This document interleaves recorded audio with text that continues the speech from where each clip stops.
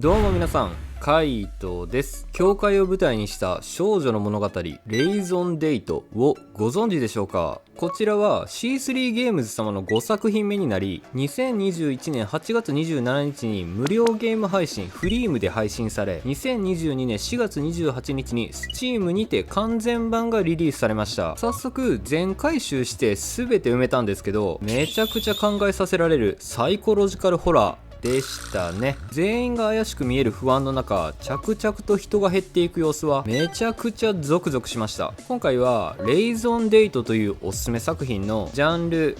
ストーリー、魅力を簡単に紹介します。では早速やっていきましょう。まずジャンルなんですけど、探索型のサスペンスアドベンチャーになりますね。主人公のロゼを操作して教会の謎を解き明かしていく感じです。基本的にはノベル要素で展開され、ちょっとしたエッセンスとして探索とアクション要素がミックスされたイメージを持つのが良いかなと。一日一日でミッションをクリアしていき、ストーリーを進めていきます。教会内はさほど広くないので迷うことはないんですが、マップ確認としてキーボード M を押すと開けます。アイテムを探す時の特殊コード、集中を頻繁に使うんでギミックとしてはなかなか面白かった。集中はキーボードの C なので覚えておくと良いですね。次にストーリーを説明すると、教会のベッドでふっと目を覚ましたロゼは路地裏で倒れてたところを神父ルイスによって救われていました。そこでは5人の孤児たちも暮らしていたが、何か不穏な空気が漂っており、夜な夜な人がひっそりと亡くなっていきます。だが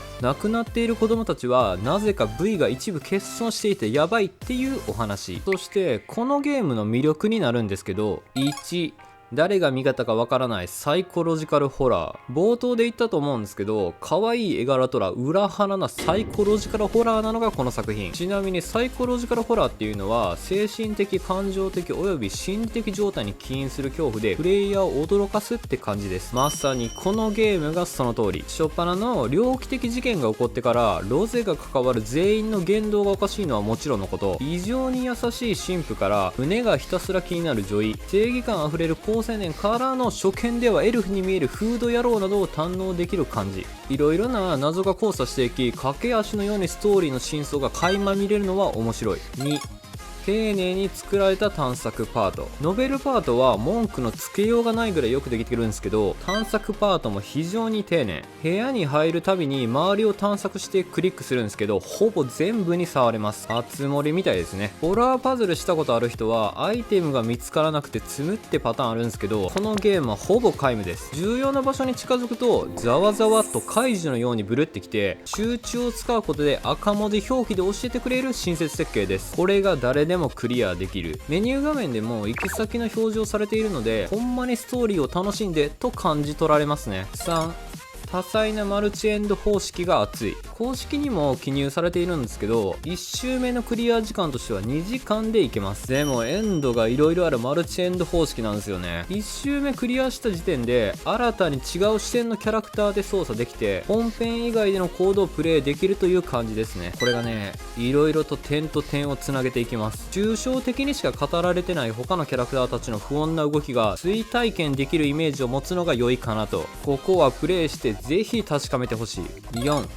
クリア時間は6時間。全部のストーリー、メモリー、ギャラリーを回収、そして Steam 版だけのスペシャルをクリアした時間は6時間ほどでした。これはあくまでも全文章を読み込んで分岐前セーブをしなかった時の目安になりますので参考にしてみてください。最後に余談になるんですけど、こちらのレイゾンデートは以前にキャンプファイヤーで2月にクラファンをしており、先日の4月28日にリリースされました。これにカイトも支援してて、よかったらどこかのエンドロールに名前があると思うので探してみてください。以上になります。サイコパスが数々に共演するサスペンスアドベンチャーレイゾンデイト。ストーリーに重きを置いていますが、なかなかのスリリングな展開が楽しめる。そして神父の後半のイカれぶりとジョイのへらり具合に歓喜する。よければ皆さんもロゼを操作して真相を確かめに行きませんか。きっと人魚人魚言うて意味不明に浜辺を散歩してしまいますよ。このチャンネルではインディーズ作品を中心におすすめのゲームを一通りクリアして紹介しております。少しでも参考になった方がいればチャンネル登録や高評価をしていただけると幸いです。ではでは、